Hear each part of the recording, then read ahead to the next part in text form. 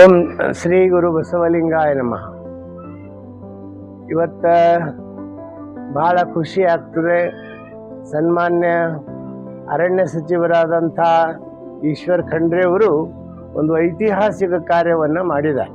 ಬೆಂಗಳೂರದ ರಾಜಧಾನಿಯಲ್ಲಿ ಒಂದು ಹೊಸ 153 ಎಕರೆಯಲ್ಲಿ ಉದ್ಯಾನವನವನ್ನು ಅವರು ನಿರ್ಮಾಣ ಮಾಡಲಿಕ್ಕೆ ಅರಣ್ಯ ಇಲಾಖೆಯಿಂದ ಸಂಕಲ್ಪ ಮಾಡಿದ್ದು ಬಹಳ ಸಂತೋಷ.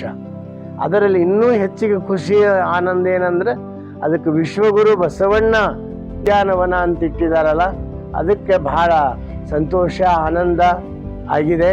ಇವತ್ತು ಸುಮಾರು 1.5 ಶತಮಾನದ ನಂತರ ಮತ್ತೊಂದು ಉದ್ಯಾನವನವನ್ನು ಬೃಹತ್ತಾಗಿ ನಿರ್ಮಾಣ ಮಾಡ್ತಿರುವುದು ಈಶ್ವರ್ ಖಂಡ್ರೆ ಅವರ ಒಂದು ಅವಧಿಯಲ್ಲಿ.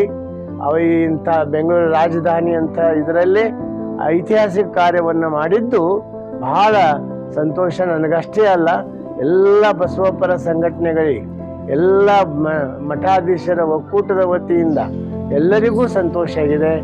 ಅದಕ್ಕೆ ನಾನು ಎಲ್ಲ ಬಸವಪರ ಸಂಘಟನೆ ವತಿಯಿಂದ ಮತ್ತು ಮಠಾಧಿಪತಿಗಳ ಒಕ್ಕೂಟದ ವತಿಯಿಂದ, ಅನುಭವ ಮಂಟಪದ ವತಿಯಿಂದ ಅವರಿಗೆ ಹೃತ್ಪೂರ್ವಕವಾದಂಥ ಅಭಿನಂದನೆಗಳನ್ನು ಸಲ್ಲಿಸ್ತೀನಿ. ಧನ್ಯವಾದ. ಶರಣು ಶರಣಾರ್ಥಿ.